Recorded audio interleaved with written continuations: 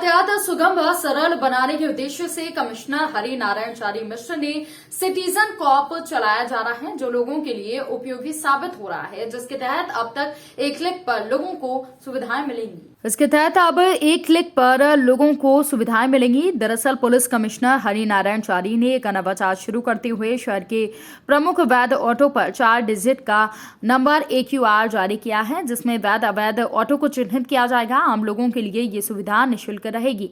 Number से search कर एक क्लिक पर लोगों को जानकारी मिलेगी। वहीं यातायात को सुगम बनाने के लिए कमिश्नर हरि नारायण चारी मिश्र ने लोगों से ज्यादा इसमें सहयोग करने की अपील की है।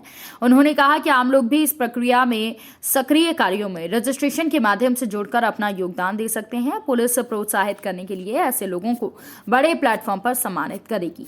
वहीं यातायात पुलिस के द्वारा एक और नवाचार किया गया। ट्रैफिक नियमों के उल्लंघन करने वालों को चिन्हित करने के लिए पुलिस के द्वारा एक सर्टिफिकेट दिया जाएगा। बार बार पेपर नहीं दिखाना पड़ेगा। शहर में जो ऑटो चल रहे हैं, बार बार जांच से बिना परमिट वाले ऑटो चिन्हित किए जाएंगे।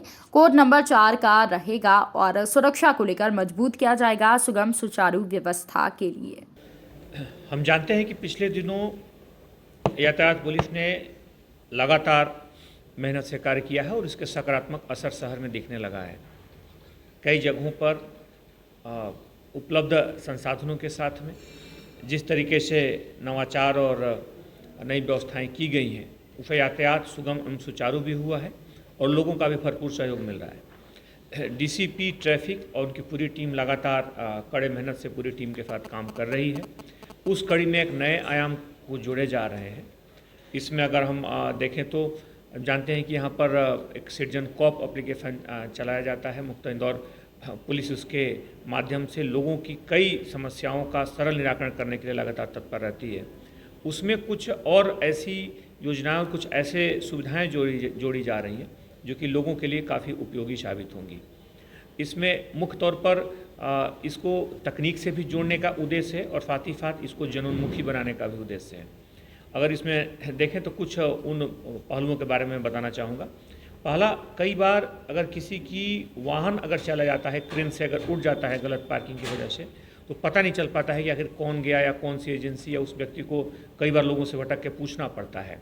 इसको एक तकनीकी के माध्यम से जोड़ा गया है। सिटीजन कॉप एप्लीकेशन में अगर टोड व्हीकल सर्च एक नया ऑप्शन जोड़ा गया है, जिसमें अगर हम जाते हैं तो जा करके वहाँ पर हम अपने उस व्हीकल का अगर नंबर डालते हैं तो नंबर से हम सर्च कर सकते हैं कि कहाँ पर है, उस पर क्या कार्रवाई हुई है और किस कारण से वहाँ से हटाई गई है, किस व्यक्ति ने हटाया है। सारी जानकारियाँ आपको एक सर्च पर, एक क्लिक पर उपलब्ध होंगी।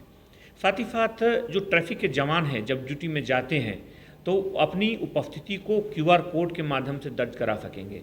उनके मोबाइल से वहाँ पर जाने के बाद जो महत्वपूर्ण बिंदु हैं, इन बिंदुओं पर जैसे ही वो QR कोड को सर्च करेंगे, उनकी उपस्थिति जो पुलिस के जो ट्रैफिक का जो डाटाबेस है उसमें चला जाएगा। उनकी उपस्थिति के साथ ही समय और सारी जानकारियाँ ऑटोमेटिक उसमें फीड हो जाएंगी।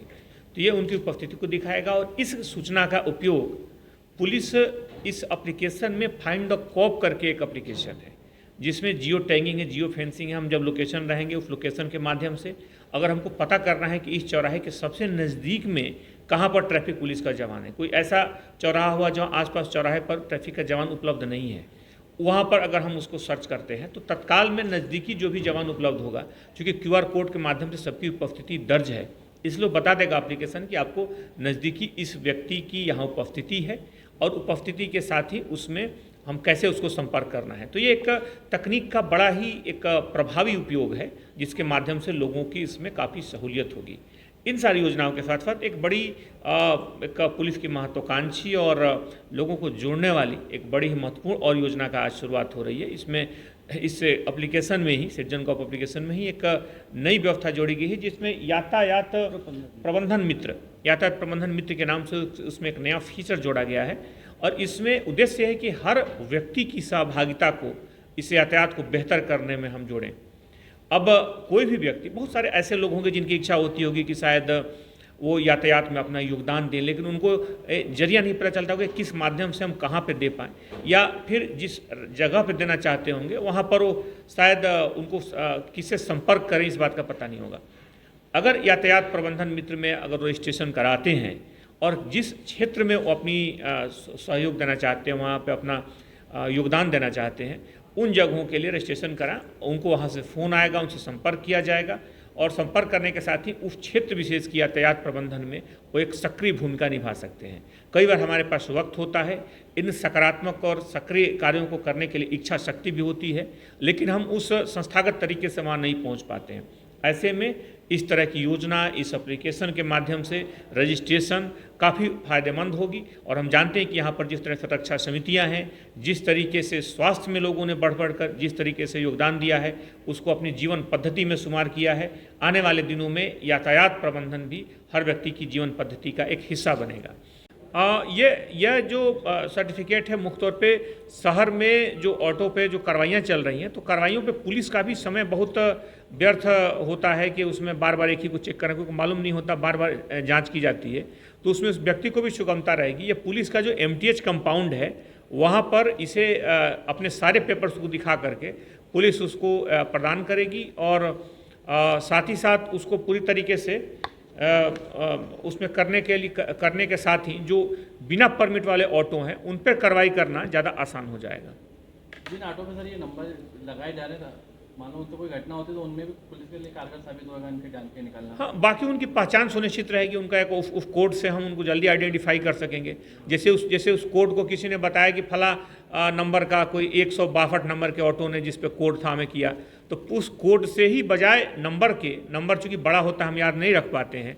इवन इसका और भी उपयोग हो सकता है, जैसे कोई सवारी, कोई पैसेंजर किसी गाड़ी में बैठ रहा है, सिर्फ उस कोड को याद कर ले, उस कोड को वो बता सकता है कोई दुर्घटना होने पर कि इस घटना में, और ऑटो का कोड नंबर था। कोड नंबर चूँकि छोटा होगा, 3-4 डिजिट का होगा, तो इसलिए उसको याद करना बड़ा आसान होगा। उसके माध्यम से उसके ड्राइवर का नाम, उसके मोबाइल नंबर, उसकी पूरी पहचान, उसके लाइसेंस, सारी की सारी जानकारी एक क्लिक में पुलिस निकाल सकती है। इसलिए ये व्यवस्था काफ़ी उपयोगी साबित होगी, लोगों को सुरक्षा को भी मजबूत करेगी, पुलिस की जो लोग पालन नहीं करते हैं उनको अलग करने में कारगर होगी, और जो लोग नियम कानून का पालन करते हैं उनके लिए मददगार साबित होगी। सर ये ऑटो के लिए रहेगा कि सभी वाहनों के लिए? ये अभी ऑटो के लिए किया गया है। इसमें वैलिडिटी कितनी डाली है? वैलिडिटी पेपर के हिसाब से है। वैलिडिटी इसमें कोई ऐसी वैलिडिटी नहीं होगी। जो पेपर्स हम ले जाएंगे उन पेपर्स की जो वैलिडिटी है, उसमें जिस पेपर की वैलिडिटी सबसे कम है, जैसे कि दो की अगर जून तक है और 2 की मार्च तक ही है, तो अगर ओवरऑल देंगे तो मार्च तक की मिल पाएगी, क्योंकि अधिकतम वैलिडिटी उसकी मार्च तक की है। फिर पेपर को हम रिन्यूअल कराएंगे तो उसके हिसाब से वैलिडिटी पूरी आगे बढ़ाई जा सकेगी।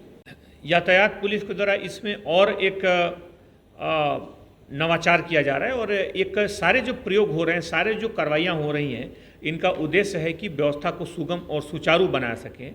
जो नियम का पालन करने वाले हैं उनके लिए यातायात कैसे सुचारू हो सके, सुगम हो सके, और जो लोग यातायात नियमों का उल्लंघन करते हैं कैसे उन्हें चिन्हित करके हम अलग कर सकें, ताकि जो व्यक्ति एक नियमों का पालन करता है उसके लिए एक सहूलियत हो।